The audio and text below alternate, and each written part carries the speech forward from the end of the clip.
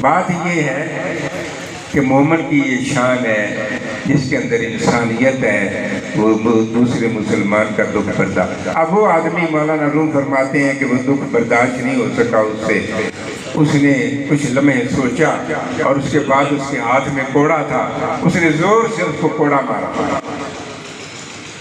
اب وہ گھبرا کر اٹھ بیٹھا، اب اٹھا ہے تو اس نے ایک اور کوڑا لگا دیا، پھر دوسرا کوڑا لگا دیا، پھر تیسرا کوڑا لگا دیا۔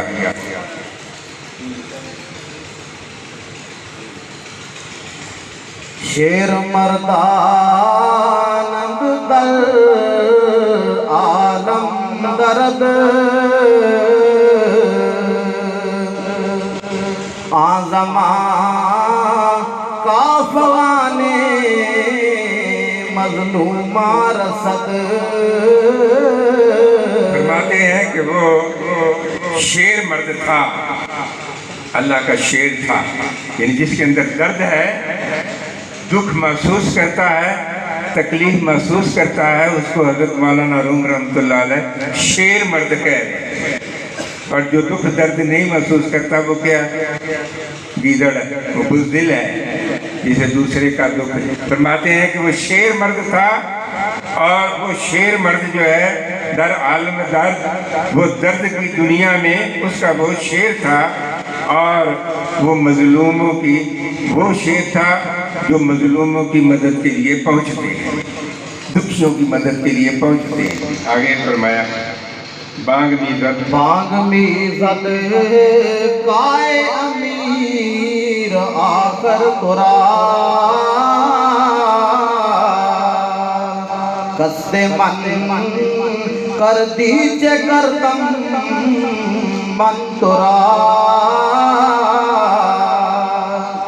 کر ترا بے اصل است با جانم ستے، دیو زن یک بار کی خونم برے۔ اب اس سوار نے اس کو ایک کوڑا لگایا، دو کوڑے لگائے، تین کوڑے لگائے، لگاتار اس پر کوڑے برسانے شروع کر دیے۔ وہ آدمی بھاگ نکلا۔ اب یہ گھوڑ سوار تھا، گھوڑا اس کے پاس تھا، یہ اس کے پیچھے پیچھے، وہ آگے آگے اس کے پیچھے پیچھے اس کو کوڑے مار رہا ہے، وہ آگے بھاگا جا رہا ہے۔ بھاگتے بھاگتے آگے جا کر دیکھا کہ سیب کا درخت ہے، اس کے نیچے پرانے سیب گرے پڑے۔ اس سوار نے اسے کہا کہ یہ سیب کھاؤ۔ وہ گلے سڑے سیب تھے، گندے سیب تھے، اس کو کھانے پر مجبور کیا، اس سے کھائے نہ جائیں، یہ اس پر اور کوڑا مارے کہ کھاؤ۔ وہ ایک تھوڑا سا کھائے، پھر چھوڑ دے، پھر اس کو ایک اور کوڑا لگا دے، کھاؤ اس کو۔ پھر وہ جب بہت سارے اسے کوڑے لگے اور بے حال ہو گیا تو اس نے کہا بانگ میزد کہے آپ امیر آ کر چرا۔ وہ چلا اٹھا، اس نے کہا کہ اے امیر، یہ کیا وجہ ہے؟ میں نے تیرا کیا قصور کیا ہے؟ میں سویا ہوا تھا، تو مجھے کوڑے مارنے شروع کر دیے، میرے پیچھے پیچھے بھاگ رہا ہے اور کوڑے مارتا جا رہا ہے، اور پھر یہ گندے سیب کھانے پر مجبور کر رہا ہے۔ میرا قصور کیا ہے، مجھے قصور بتاؤ، میں نے تیرا جرم کیا ہے؟ اور اگر تم میری جان کا دشمن ہے تو مجھے اس طرح نہ مار، یہ تلوار پکڑ اور اس سے میری گردن اڑا دے، مجھے جان چھوڑ دے، میری جان چھوڑ، یہ مجھے تو نے تو پریشان کر دیا ہے اور مار مار کر مجھے بے حال کر دیا۔ اس نے اس کی بات کا کوئی جواب نہیں دیا، اس نے کہا ایک اور سیب کھاؤ۔ سیب ایک اور کھلا دیا اور کھلا کر پھر ایک اور کوڑا لگایا۔ اب وہ آدمی جو ہے اس کا جی متلانے لگا، اس کو قے آئی اور قے کے ساتھ وہ سیب بھی نکلے اور وہ سانپ بھی باہر نکلا۔ اب جب سانپ باہر نکلا اس آدمی نے دیکھا تو وہ ہکا بکا رہ گیا، حیران ہو گیا کہ یہ میرے اندر سے سانپ کیسے نکلا ہے۔ اسے سمجھ آ گئی کہ میں سویا ہوا تھا، دانش مند تھا، سمجھدار تھا کہ میں سویا ہوا تھا اور وہ سانپ میرے اندر چلا گیا، اور یہ سردار جو ہے جس کو میں اپنا دشمن سمجھ رہا تھا اور جس کو میں گالیاں دے رہا تھا، بیہودہ باتیں کر رہا تھا اور اس کا بددعائیں دے رہا تھا، یہ تو میرا محسن نکلا، یہ تو میرا محسن ہے۔ اس نے جو مجھے مارا ہے، مجھے کوڑے لگائے ہیں، میرے اندر سے یہ سانپ نکالنے کے لیے کیا۔ تو اس وقت وہ اس کے قدموں پر گر پڑا اور گر کر اس نے کہا، ابھی تو نے مجھے نئی زندگی بخشی۔ کیا کہا؟ چوں بدید از خود بروں آمار را سجدہ آورد آن کو کردار را گفت تو خود جبریل رحمتی یا خدائی کے ولی نعمتی۔ اس نے اس اپنے محسن سے کہا کہ تو میرے لیے رحمت کا فرشتہ آ گیا، تو جبریل رحمت ہے، تیرے آنے سے مجھے نئی زندگی ملی ہے۔ لیکن ایک بات مجھے بتاؤ کہ آپ کو پتہ چل گیا تھا اور یہ میرا سانپ نکالنا چاہتے تھے، مجھے ذرا سا اشارے سے بتا تو دیتے تاکہ میں آپ کو گالیاں نہ دیتا، میں بیہودہ باتیں نہ کرتا، میں بد دعائیں نہ دیتا۔ یہ جو بیہودہ باتیں میں نے کی ہیں تو مجھے تھوڑا سا اشارہ دے دیتے۔ اب اس نے کیا کہا سوار نے؟ جی گفت اگر من گفت میں رمز اذان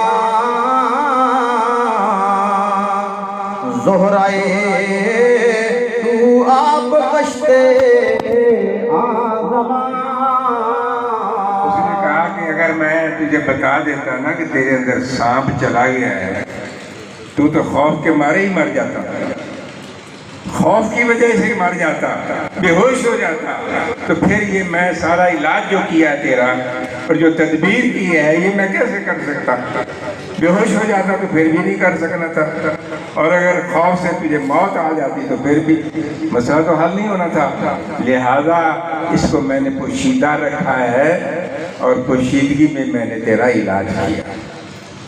حضرات گرامی اور میرے عزیز طلبہ، یہ آپ نے واقعہ سنا، استاد کی مار اور والدین کی مار یہ آپ کے لیے نعمت ہے۔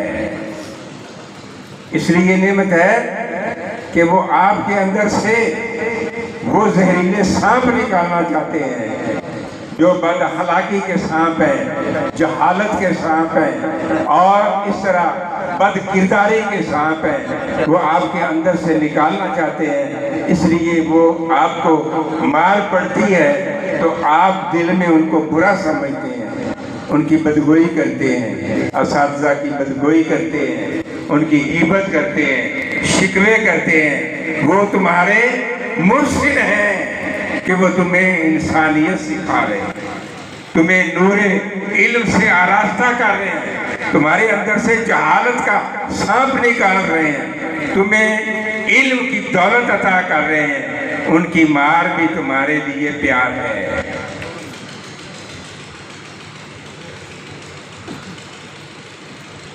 ان کی مار بھی عزیز طلبہ، والدین کی مار بھی پیار۔ اب دیکھیں ڈاکٹر ہے، چھوٹا بچہ جو ہے وہ ڈاکٹر کو دشمن سمجھتا ہے۔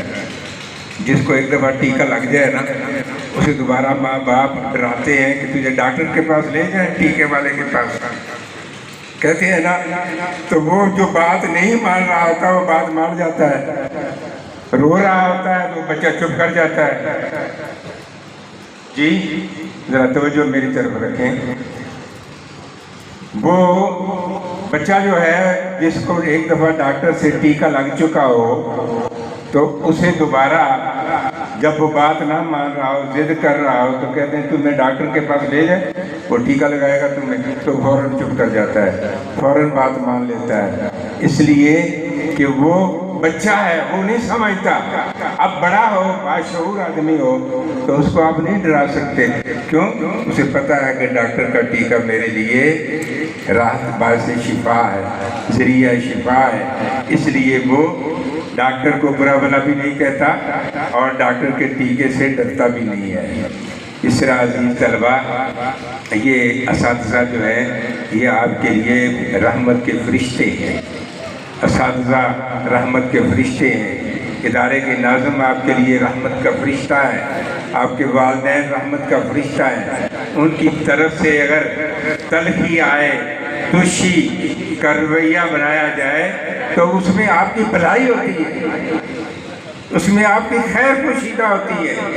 आसान तक रहो शयन वो खैरुल लकुम, हो सकता है कि तुम एक चीज़ को नापसंद करते हो लेकिन वो तुम्हारे लिए बेहतर हो, अल्लाह ताला जानता है बेहतर है। तो ये दुख जो आपको तालीम के दौरान उठाने पड़ते हैं, मुशक्क़तें उठानी पड़ती हैं, असातिज़ा की तरफ से कुछ ज़दोक़ुब का सामना करना पड़ता है या तलखी का सामना करना पड़ता है या वालिदैन की तरफ से, तो ये आपके रहमत के फरिश्ते हैं, ये आपको आपकी भलाई सोचते हैं।